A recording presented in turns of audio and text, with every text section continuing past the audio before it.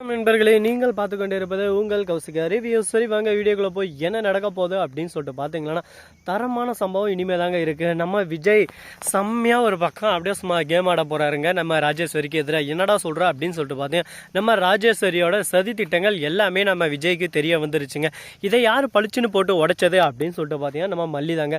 மல்லி பொறுத்தது போதும், இதுக்கு மேலே நம்ம பொறுக்கக்கூடாது, எல்லா விஷயத்தையும் நம்ம பளிச்சுன்னு உடைச்சிடணும் அப்படின்னு சொல்லிட்டு டைரெக்டாக போயிட்டு நம்ம விஜய் இருக்கார்ல ராஜேஸ்வரியை பார்த்து ஒரே கேள்வி தான், ஏக்கா நீங்கள் எனக்கு எவ்வளோ துரோகம் பண்ணியிருக்கீங்க, ஆனால் இது எதுவுமே நான் பெருசாக எடுத்துக்கல, ஆனால் நீங்கள் என் மல்லியை என்கிட்ட பிரிக்கிறதுக்கோசரம் மல்லி வரவே இல்லை அப்படி இப்படின்னு சொன்னீங்க பார்த்தீங்களா, உங்களுக்கு இந்த சொத்து தான் வேணும், இந்த பிஸ்னஸில் நீங்கள் தான் நம்பர் ஒன்னாக இருக்கணும், எல்லாமே உங்களுக்கு வேணும்னு சொல்லிட்டு என்கிட்ட கேட்டேன். நான் அப்போவே உங்ககிட்ட சொத்தெல்லாம் கொடுத்துட்டு இந்த வீட்டை விட்டு நான் எப்போவே கிளம்பிட்டு இருப்பேன், ஆனால் நீங்கள் இருந்துன்னு சதி தீட்டம் தீட்டி என்னை ஜெயிலில் தள்ளி அதுக்கப்புறம் என் மல்லி வெண்பா இவங்க ரெண்டு பேரும் நடுத்தருவில் நிறுத்தி தான் என்கிட்டருந்து காசை போடுங்கன்னு சொல்லிட்டு நினைக்கிறீங்க பார்த்தீங்களா.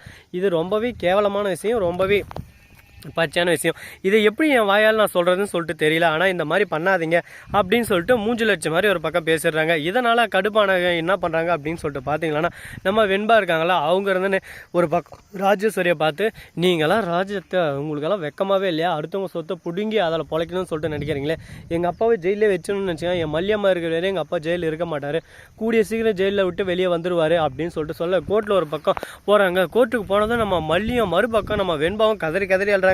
என் ஹஸ்பண்ட் எந்த ஒரு தப்பையும் செய்யலை, இது எல்லாமே செஞ்சது இந்த ராஜு தான், இவங்க தான் அப்படின்னு சொல்லிட்டு அவங்க ஒரு பக்கம் இதெல்லாம் நின்று இருக்காங்க.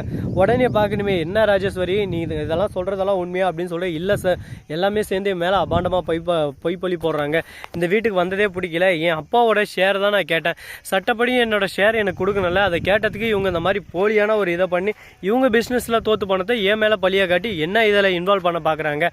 ஆமாம், நீங்கள் இப்போ வீட்டில் இருக்கிற எல்லா சொத்தையும் பார்ட்னர்ஷிப் கேட்குறீங்க, உங்களுக்கு வரணும்னா அதில் இருக்கிற கடன் எல்லாமே ரெண்டு பேருக்கும் ஷேரிங்காக தானே ஆகும், அப்போ நீங்களும் தானே தீர்க்கணும், உங்களுக்கு எந்த சொத்தும் வேணான்னா நீங்கள் எதுவும் பண்ண தேவையில்ல, ஆனால் அதை நீங்களும் தீர்த்தாகணும் அப்படின்னு சொல்லிட்டு வக்கீல் ஒரே பக்கம் சொல்லிடுறாரு. ஏன்னு சொல்லிட்டு பார்த்தீங்கன்னா, இது வந்து இவரோட மிஸ்டேக்கும் எதுவும் இல்லையே, பிஸ்னஸ் இந்த மாதிரி லாஸ் ஆயிடுச்சு, தீ பத்திடுச்சு, அப்போ இது காமனான ஒரு விஷயம் தானே, அதனால் ரெண்டு பேரும் தான் அதை சால்வ் பண்ணி ஆகணும். என்ன ராஜேஸ்வரி, இந்த சொத்துக்கு மேலேயும் நீங்கள் இன்னும் 10 கோடி தர வேண்டியது இருக்குது, எப்போ தரீங்க அந்த அமௌண்ட்டை அப்படின்னு சொல்லிட்டு கேட்குறாங்க. உடனே ராஜேஸ்வரி முழிக்கிறா ஒரு பக்கம் திருன்னு, உடனே இதுக்கு எனக்கு எந்த சம்மந்தம் இல்லை, இந்த சொத்தே வேணாம் அப்படி இப்படின்னு சொல்லிட்டு ஒரு பக்கம் டபால் அடிக்க பார்க்குறாங்க. உடனே இது எல்லாமே பண்ணது இவங்க தான், இவங்களோட சூழ்ச்சி தான்றத நம்ம மல்லி இருந்துன்னு வீடியோவை எடுத்து வச்சுருந்தாங்க.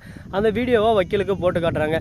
ராஜேஸ்வரி ஆட்டம் இதோட முடிவுக்கு வந்துருச்சுங்க. இதுக்கு மேலே ராஜேஸ்வரி எங்கேயும் போயிட்டு நிற்கவும் முடியாது, பேசவும் முடியாது. ஏன்னா ராஜேஸ்வரி பண்ண தப்பு எல்லாமே இப்போ வெளிச்சத்துக்கு வந்துருச்சு. என்னடா இது ராஜேஸ்வரி இப்படி மாட்டினியாமா அப்படின்ற மாதிரி தாங்க ஒரு பக்கம் போயின்னு இருக்கு. காலம் பொன் பண்ணுறதுன்னு சொல்லிட்டு சும்மா சொல்லுவாங்க, சொல்லுங்க பார்க்கலாம். அதுக்கேற்ற மாதிரி தாங்க நிறைய பிரச்சனைகள், நிறைய அசம்பாவிதங்கள்லாம் நடந்துன்னு இருக்குது. இது எல்லாமே ஒரு முடிவுக்கு வரணும்னா அதுக்கு ஒரே ஒரு வழி தான் இருக்குது. நம்ம விஜய் இருக்கார்ல, அவர் என்ன பண்ணணும் அப்படின்னு சொல்லிட்டு பார்த்தேன், இதுக்கு மேலே அக்காவும் தேவையில்ல, எதுவும் தேவைடா, என் வாழ்க்கையை நான் தான் பார்த்தாகணும் அப்படின்னு சொல்லிட்டு முடிவு எடுத்து ராஜேஸ்வரியே ஒரேடியாக இந்த வீட்டை விட்டு துரத்தி அடிக்கணும். இப்போ வந்து கேஸ் சால்வ் ஆயிடுச்சு, நம்ம விஜய் வீட்டுக்கே அனுப்பிச்சிட்டாங்க, இப்போ எல்லாமே நல்லபடியாக தான் நடந்துன்னு இருக்குது. சரி ஓகே அப்படின்னு சொல்லிட்டு நம்ம இருக்கவும் முடியாது, இருந்தாலும் இதில் இன்னும் நிறைய ட்விஸ்டெல்லாம் தர இருக்காங்க, அது எல்லாமே நம்ம பார்த்து கண் கூட தெரிஞ்சுக்க தான் போகிறோம்.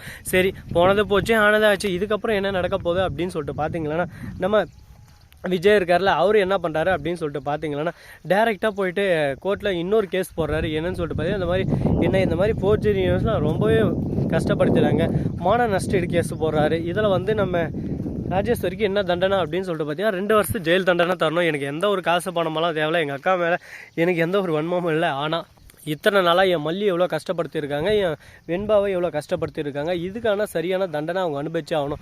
அப்போ தான் இவங்களுக்கு வாழ்க்கையில் கஷ்டம்னா என்னன்னு தெரியும், இதுக்கு மேலே இவங்க இந்த தப்பை செய்யக்கூடாது அப்படின்னு சொல்லிட்டு முடிவு எடுக்கிறாங்க. இதுக்கான சரியான ஒரு முடிவை தான் இப்போ எடுத்திருக்காங்க.